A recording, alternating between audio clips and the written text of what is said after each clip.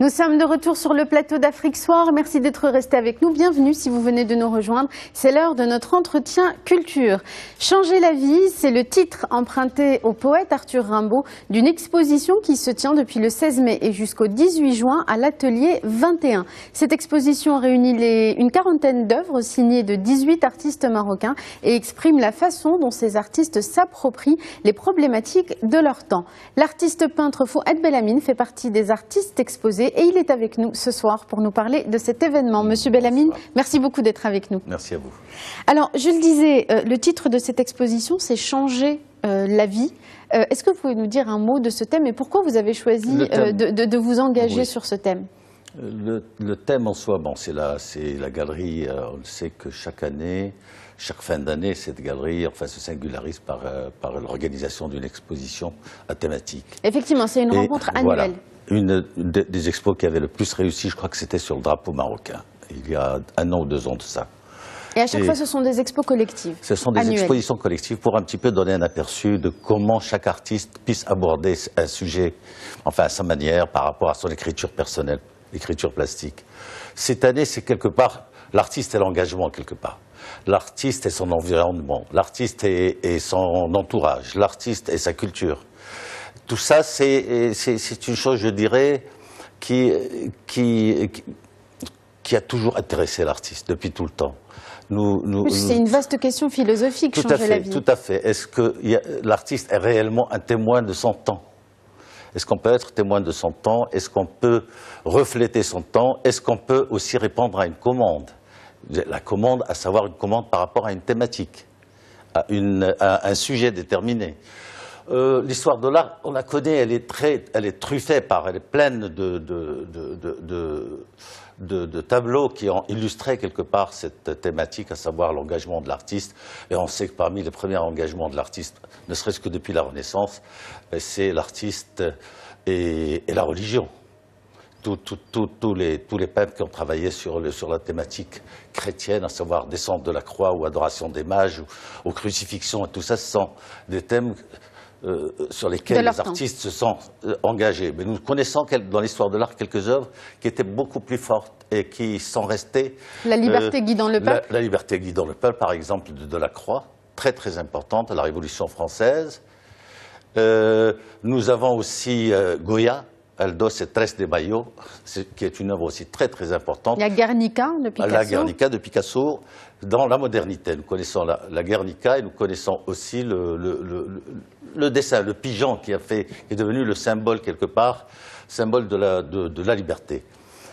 Bon, en ce qui concerne notre culture ici au Maroc, je dirais que les artistes qui se sont démarqués par rapport ou se sont singularisés par rapport je dirais, à cet engagement, se sont singularisés par une force de travail.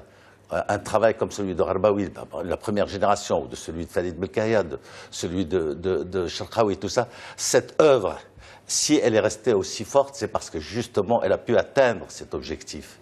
Alors, est-ce que en exprimant par l'écriture plastique une vision du monde ou en s'appropriant ces problématiques, l'artiste devient aussi acteur de ce monde? Ou est-ce qu'il ne fait que rester témoin en l'exprimant à sa façon? Est-ce qu'il y a des œuvres qui, en engageant, agissent aussi d'une certaine manière? Il est obligé d'être acteur parce que, à mon avis, l'artiste doit être curieux par rapport à tout ce qui se passe autour de lui. Doit être... c'est sa matière première, finalement. C'est sa matière première, effectivement. S'il doit refléter son temps, il doit s'intéresser à toutes les formes culturelles et toutes les formes socio-culturelles de son époque. Et que ce soit du théâtre, que ce soit le cinéma, que ce soit la musique, que ce soit la littérature, tout ça, ce sont des domaines qui enrichissent quelque part sa propre expérience. Alors revenons à vous, dans le cadre de cette exposition, quelles sont les œuvres avec lesquelles vous avez participé et donc répondu à cette thématique de l'engagement de l'artiste pour changer le monde? J'ai participé avec une pièce effectivement qui fait 1,60 m sur 1,70 m et qui s'inscrit dans une continuité par rapport à des œuvres, les premières œuvres qui ont été un petit peu travaillées dans cette technique et avec des préoccupations purement d'engagement par rapport à des causes. Les premières, c'était une série d'œuvres sur le bombardement de Bagdad. Au début des années 2000. Tout à fait. Après, c'est le 16 mai à Casablanca. Les attentats de 2003. Puis une série d'œuvres sur Gaza et le bombardement de Gaza et le bombardement aussi du sud Liban. Alors ce sont comme ça des œuvres, je dirais, qui s'inscrivent dans une espèce de parenthèse par rapport à mes préoccupations plastiques, mais qui sont en même temps, je dirais, qui forment une espèce d'esthétique du chaos. C'est intéressant cette formule que vous utilisez, des parenthèses. Ça veut dire qu'il y a l'itinéraire et le parcours de l'artiste, et puis il y a des parenthèses quand il est sollicité par le monde? Pas du tout. Je suis sollicité pas par personne, je suis sollicité par ma propre curiosité, c'est-à-dire que je réagis par ma propre sollicité par émotion. les événements du monde. Les événements du monde, effectivement, sont très importants. On ne peut pas, de nos jours, on ne peut pas être un petit peu, faire un petit peu abstraction d'œuvres, je dirais, ou plutôt d'une situation qui nous préoccupe quotidiennement. Tout ça fait que l'artiste, aujourd'hui, devient un acteur et un moteur même important pour tout ce qui peut être l'image de la culture de son pays en général. Est-ce que cet engagement et les réponses que l'artiste y apporte passent aussi par de nouvelles créativités, par une rupture par exemple avec les codes classiques, avec les formes classiques, et pousse l'artiste à trouver de nouvelles formes d'expression? Mais il est obligé, effectivement, l'artiste, de se renouveler et de se démarquer par rapport aux artistes qui l'ont précédé. Si on regarde un petit peu le paysage plastique, pictural, presque pictural dans notre pays, la manière de peindre des artistes des années 60, 50, 60 et ceux d'aujourd'hui est différente. Ceci dit, il y a quand même des continuités, il y a des passerelles qu'il faut connaître, reconnaître. Mais c'est très important je dirais, cette manière de passer d'une génération à une autre et en même temps de se donner des choses. Une génération donne à une autre. Alors, dernière question, Monsieur Belhamine, en dehors donc de cette exposition, sur quoi travaillez-vous actuellement?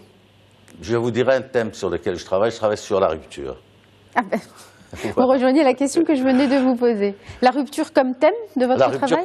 Oui, comme thème, par rapport aussi à un fait divers que j'ai vécu.